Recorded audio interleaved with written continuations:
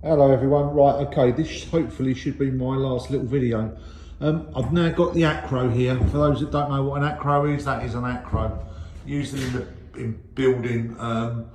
So what this one's got is effectively up the middle. Let's see if I can show you.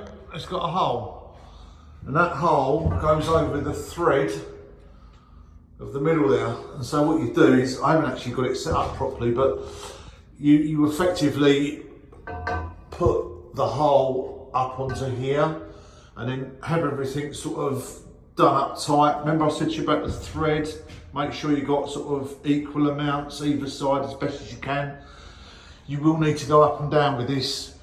We've adapted this. We've put a little wooden round template on it just to, mainly because we were obviously doing quite a few, but you know, it might be worth your while doing that. But obviously when you get your acrow, make sure it's got that hole in it. Otherwise, if it goes up onto that thread, it's not going to do it any favours. And you know, obviously you know, you're not going to be able to screw your bits and pieces on.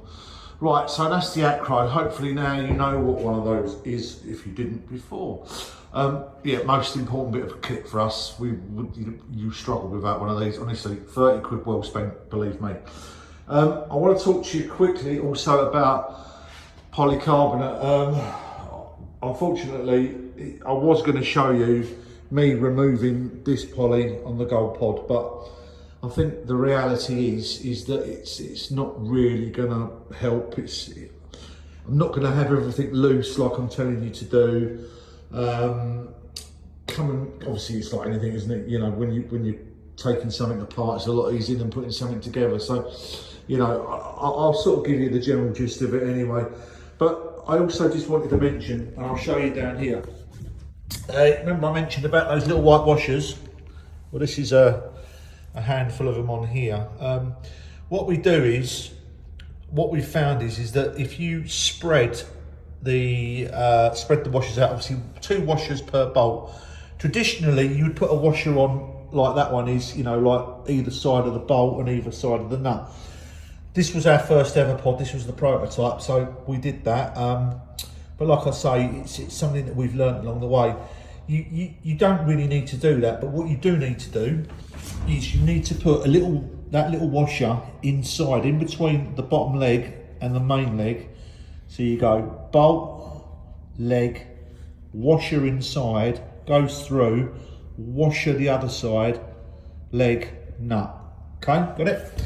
And what that does is, you do that along with the bottom bolts, okay? Only the bottom ones is on the 13s. And what you effectively gain by doing that is the length of that, which is about, oh, I don't know, that's about 1.5 inches in total. It doesn't sound a lot, but that just really helps when it comes to putting the poly in. It doesn't affect anything other than just making your life a little bit easier. So that's how I do it, okay? Right, let's quickly go outside. I want to show you the poly, I want to give you the general idea. Right, so the way I do the poly, it needs at least 2 of you, ideally 3. The bigger the sheets, so if you go for a 4.5, you might even need 4 people. They are very, very floppy and they are flat. So you have to sort of manipulate them into shape.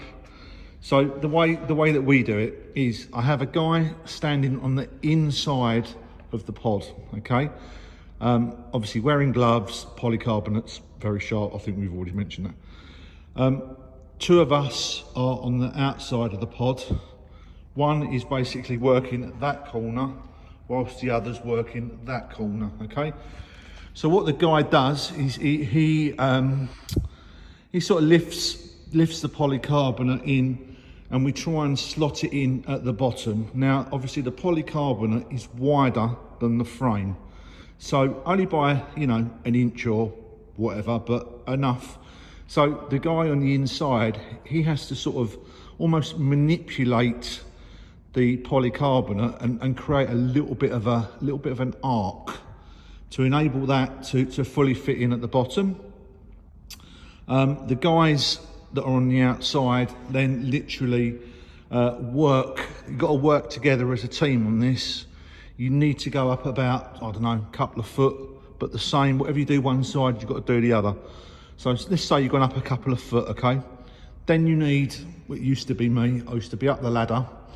And again, you need to then, imagine a triangular shape at the top of the polycarbonate.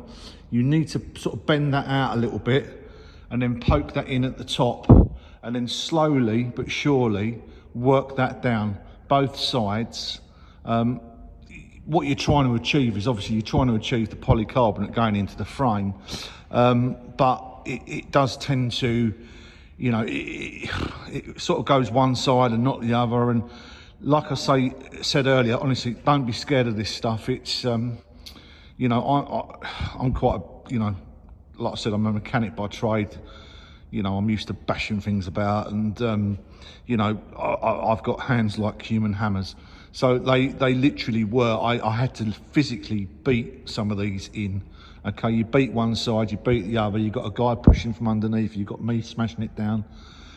It's just, you know, you just never know what you're going to get. One pod is so different to another.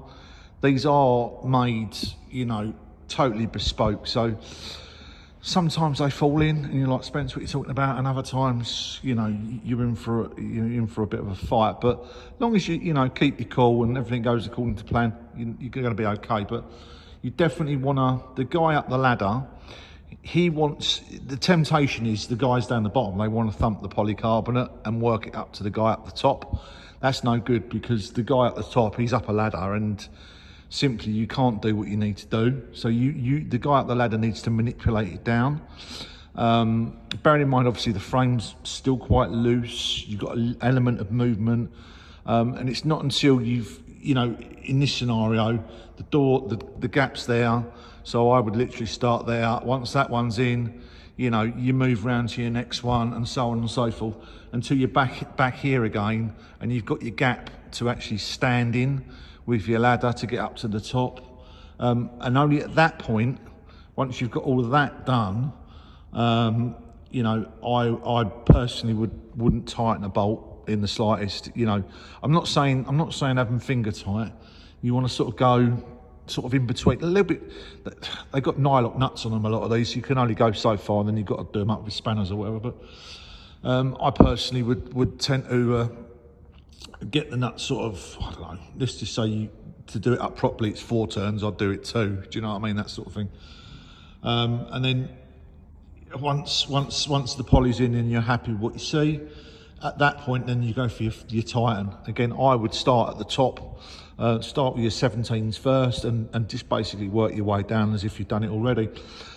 There's no set torque for the tops. You know, all I would say is, again, learn from my mistakes. Don't over tighten, because what tends to happen, especially at the top on the 17s, you want to rile them up, but they end up just crushing the square of the leg itself, which obviously is no good to anyone. So, you know, you want to do them up, but equally, you know, it's not going to fall over, it's not going to go anywhere. Do it up, you know, and then maybe check it, you know, I don't know, a week later, just to make sure you're happy with it before maybe you put the caps on, for example. So, well, yeah, that's basically where we're at. I hope that helps. If I do get a chance when I take this poly out shortly, I will try and do a video of it. But like I said, I don't think it's going to be much help to you. But you know, at least you'll see where I'm at. But yeah, anyway, any problems, just give me a shout, and I'll hopefully talk you through it. All right, speak to you soon. Bye.